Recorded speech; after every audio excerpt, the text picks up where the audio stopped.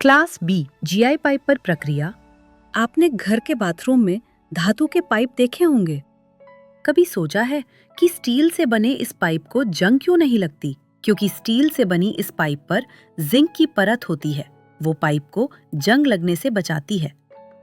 इन pipe को galvanised iron pipe यानी GI pipe कहते हैं। पाइप के वजन और उसके मोटाई के आधार पर जीआई पाइप 3 प्रकार के होते हैं: class A, class B, class C. GI pipe class A. इन तीनों प्रकार में क्लास ए पाइप सबसे सस्ता और हल्का होता है। इन पाइपों को पहचानने के लिए उस पर पीले रंग की पट्टी लगाई जाती है।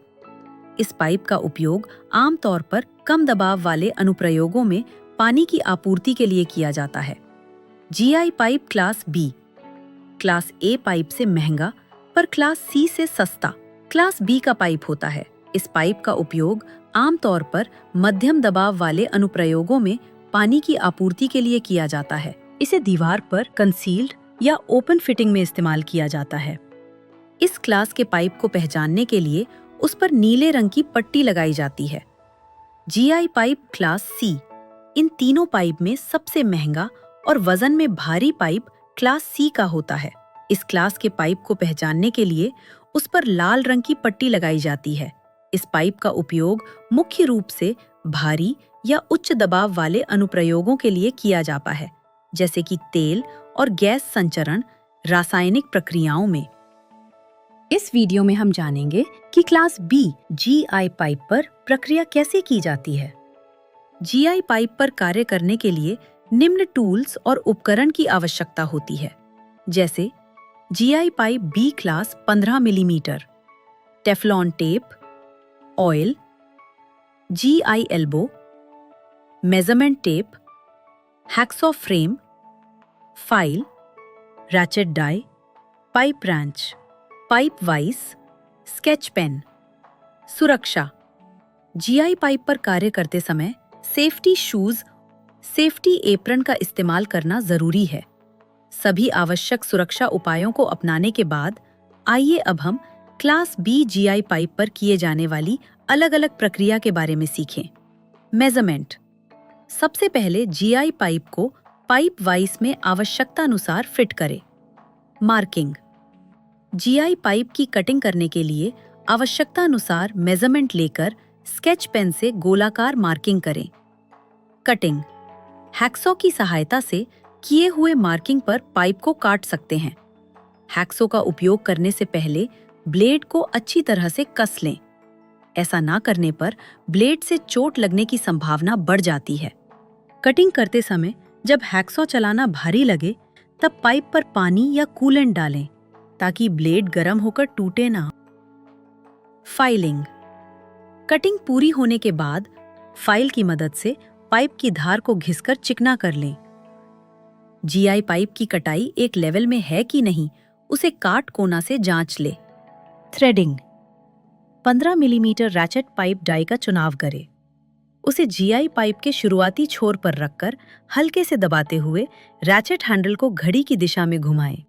Ratchet handle. रैचेट हैंडल के टाइट लगने पर चूड़ी के ऊपर ऑयल डालें ताकि हैंडल सरलता से चले।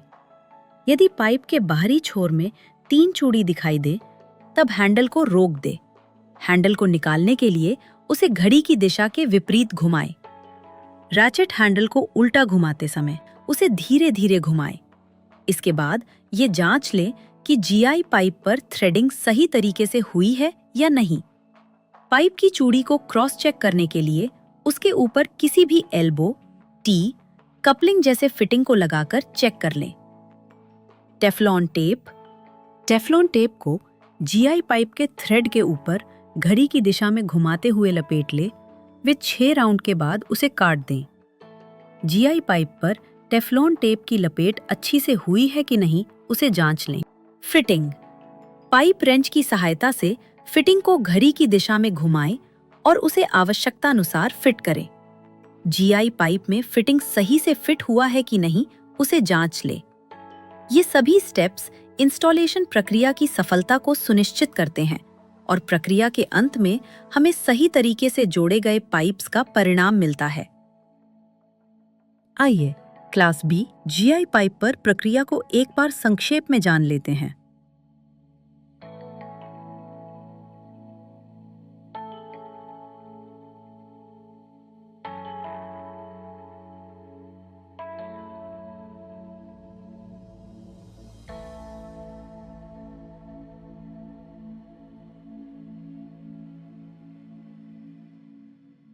सारांश।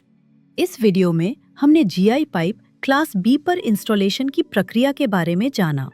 हमने जीआई पाइप के विभिन्न प्रकार, उनके फीचर्स और इंस्टॉलेशन के लिए आवश्यक टूल्स के बारे में सीखा। इसमें माप लेना, मार्किंग करना, कटाई करना, फाइलिंग, थ्रेडिंग और टेफलॉन टेप का उपयोग करके सही तरीके से सील करने की प्रक्रिया शामिल है। हमने सुरक्षा उपायों और फिटिंग तकनीकों के महत्व पर भी चर्चा की ताकि इंस्टॉलेशन सही तरीके से हो सके। इन प्रक्रियाओं का पालन करके आप दो पाइपों को एक दूसरे के साथ सफलतापूर्वक जोड़ सकते हैं।